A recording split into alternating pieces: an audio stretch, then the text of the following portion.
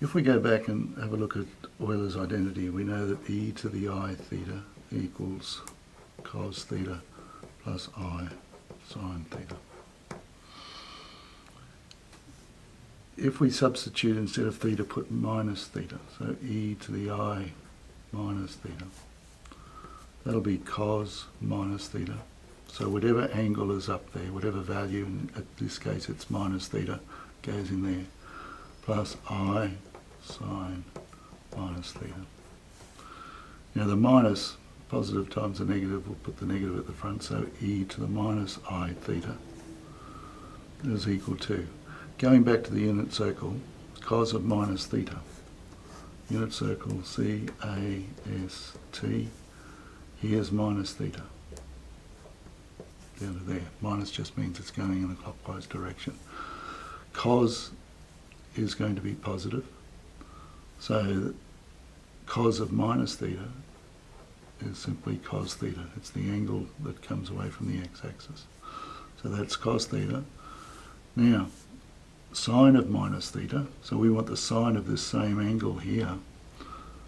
The only angle, or the only trig ratio that is positive in this quadrant is cos. Sine is positive up here and up here.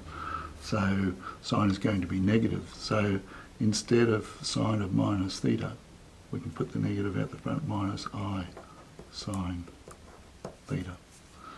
So if I call that 1 and this one 2, what I can do is to add equations 1 and 2. And I get e, if I add the left-hand side, so I'm going to add this one to this one here, and I get e to the I theta plus e to the minus I theta equals, I'm adding cos theta to cos theta, so I get 2 cos theta, and then plus I sine theta minus I sine theta will cancel each other out to give us 0. So I'll get 0 there. I want to get some a useful identity for cos theta in terms of e to the I theta. So I don't want the 2 at the front there, so I'll divide both sides by 2 and I get cos theta equals e to the I theta plus e to the minus I theta all over 2. Now that's a useful identity that's worth remembering. We can get another one from up above simply by subtracting 1 minus 2. 1, take 2.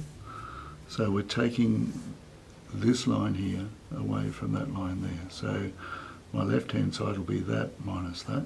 So that's e to the I theta minus e to the minus I theta equals, when I subtract these two, I'm taking the bottom from the top, the cos thetas will go, and I'll get I sine theta minus a minus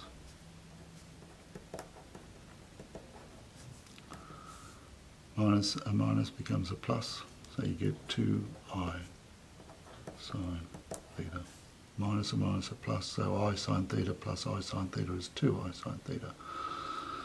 If we divide both sides by 2I, we get sine theta equals e to the I theta minus e to the minus I theta all over 2I. So a second identity that is worth remembering. So at this stage it'd probably be a good idea to do an example to show you how it works. So if we've got to find an expression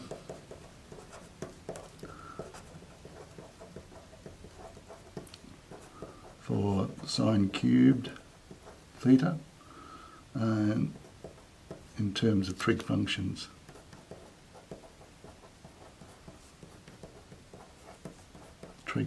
sine, cos and tan of multiple angles.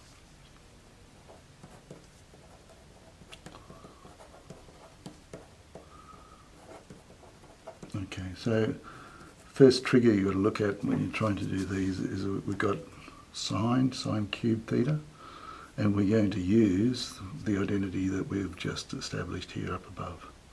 So because it's sine, we're going to use this one, not the cos one here. So if we go, we know that sine theta from up above is equal to e to the I theta minus e to the minus I theta all over 2I. We know that is a given identity.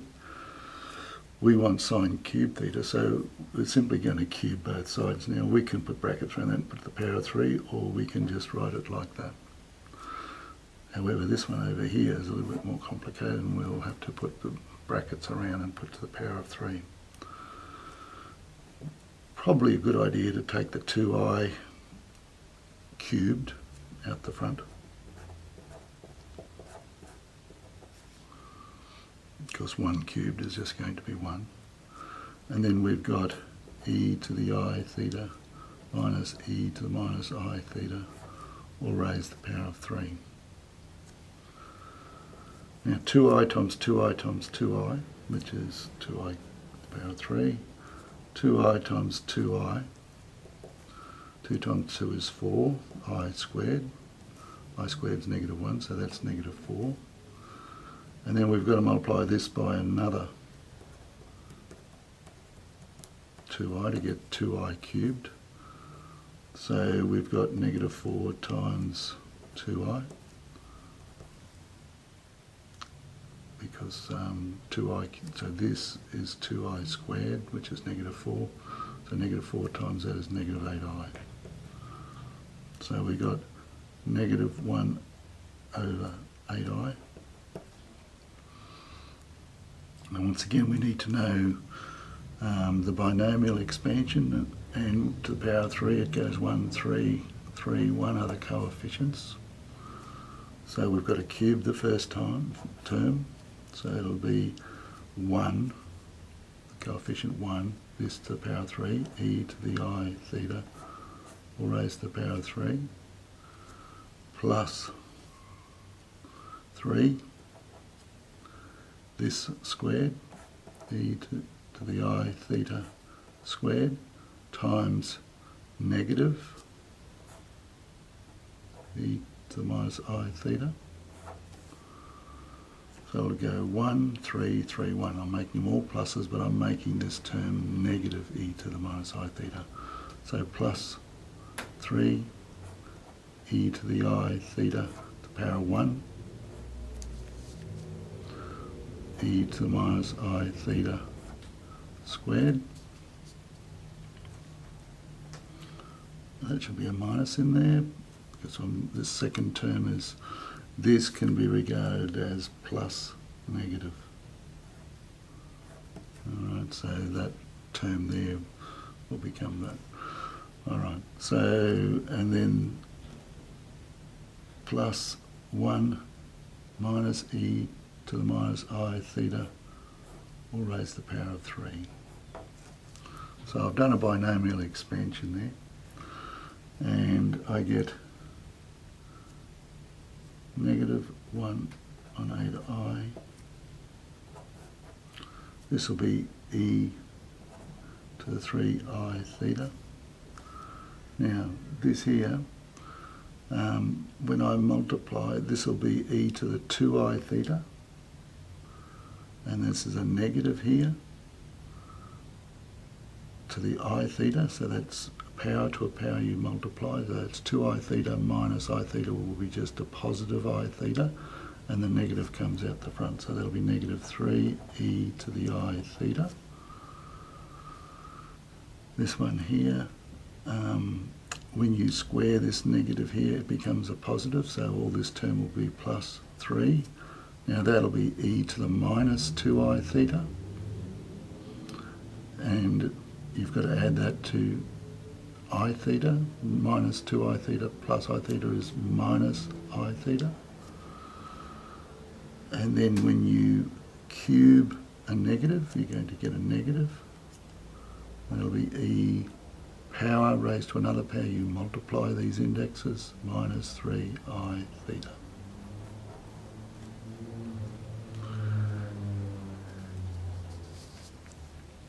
Negative 8I is actually negative 4 times 2i. So negative 8i. I want to get this, I can start to see that we've got e to the 3i theta minus e to the 3i theta. And that's going to give me sine 3 theta. So, and then I've got e to the I theta, 3e to the minus I theta, that's going to give me sine theta, or 3 lots of it. So I'm going to need to put this over 2i. If we go back to the identity, it's got to be over 2i. So I'm going to make negative 8i is equal to negative 1/4 times 1 on 2i. So I'm going to put negative 1/4 out the front, and then each of these I'm going to split up.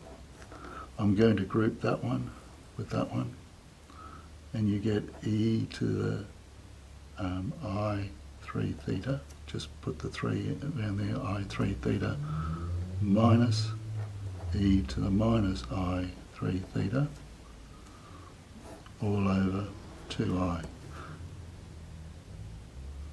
Okay, then I'm going to add, so I've got those two together, then I'm going to group these two together. I'm actually going to use that one and that one. And I get e to the I theta, and it's a minus here, so I've got to make that one into a minus. E to the I theta, there's a 3 there, so I've got this term here. Now, because I've got a minus out the front, it's going to change that into a negative. And this will be 3e to the minus I theta, also over 2i.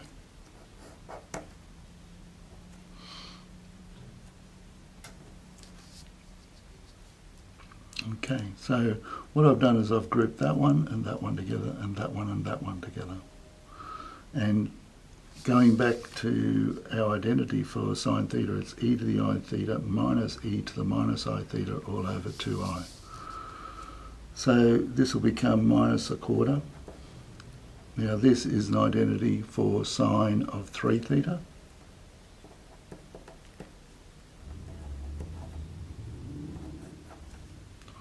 Minus, and up here we've got 3 lots of e to the I theta minus 3 e to the minus I theta all over 2i, so that'll be 3 sine theta. And that has fulfilled the requirements of what we're asked to do. We go back up, find an expression for sine cube theta in terms of trig functions of multiple angles. So we've got to minus 1/4 outside of sine 3 theta minus 3 sine theta. So we've used the identity. The trigger with this was that we were going to use the sine identity rather than the cos one up above. And then we had to get sine cube theta, we had to cube both sides. And we did the expansion for the binomial expansion. We multiplied this out the front. Then we grouped them back into the sine theta identity again and worked backwards to get back to the multiple angles.